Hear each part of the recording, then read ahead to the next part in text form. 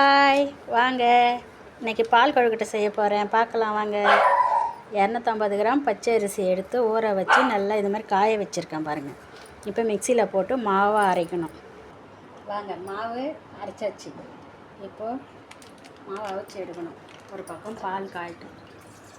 மாவு அவிக்கிற வரைக்கும் பால் காயட்டும். 5 மினிட்ஸ் மாவு அவிச்ச போதும்.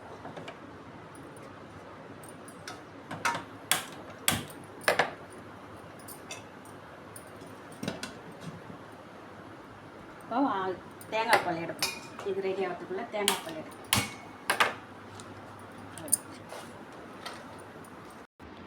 மாவை அவிச்சு எடுத்தாச்சு. இப்போ தண்ணி ஊற்றி உருண்டை மாவு பிசைகிற மாதிரி குட்டி குட்டியாக உருண்டை போடணும். பிசைஞ்சு பாருங்கள், மாவு எவ்வளோ பல்லன்னு நல்லா அருமையாக அது புட்டு மாதிரி. கடையில் வாங்கி செஞ்சால் இந்த மாதிரி இருக்காது. நம்ம வீட்லேயே அரிசியை ஊற வச்சு அரைச்சி பண்ணால் இவ்வளோ அருமையாக இருக்கும். பாருங்கள், இப்போ உருண்டை பிடிக்கணும். மாவை பிசைஞ்சு குட்டி குட்டியாக பால்ஸ் மாரி உருண்டை பிடிக்கணும். அந்த பதத்துக்கு மாவு பிசையணும். இப்போ உருண்டை இது மாதிரி எடுத்து கொஞ்சம் கொஞ்சமாக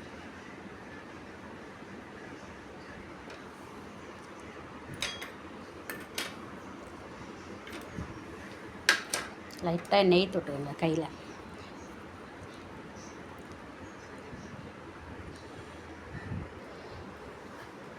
பாருங்கள், உருண்டை ஊற்றியாச்சு. இப்போது பாலில் போட்டு கொஞ்சம் 5 மினிட்ஸ் வேக வைக்கணும்.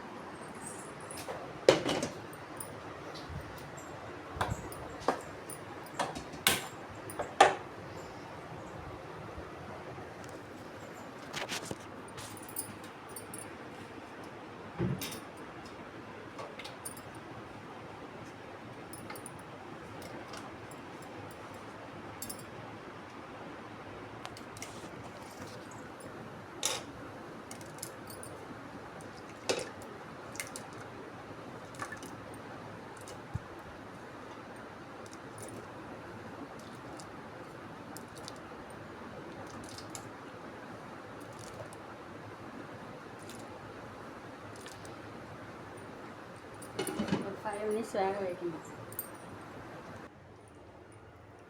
சர்க்கரை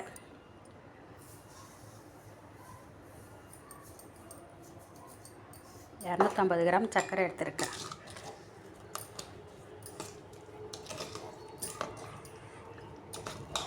கெட்டியாக வந்துடுச்சு பாருங்கள்.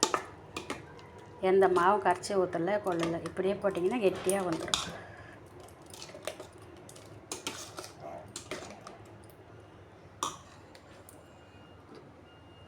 தேங்காய் பால்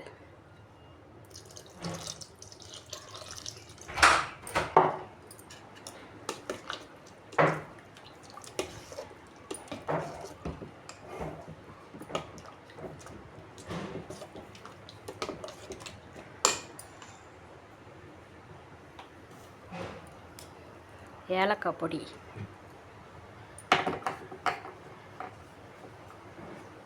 ஏலக்காய் பொடி இவ்வளோ இருக்குதுன்னு நினைக்காதீங்க. 3 ஏலக்காய் தான் சர்க்கரை வச்சு நான் அம்மியில் வச்சு அரைச்சிக்கணும் பொடியை.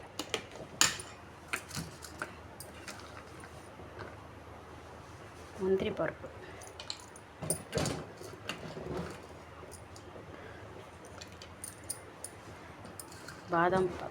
பாதாம் பருப்பு திருகி தான் இப்படி போடணும்.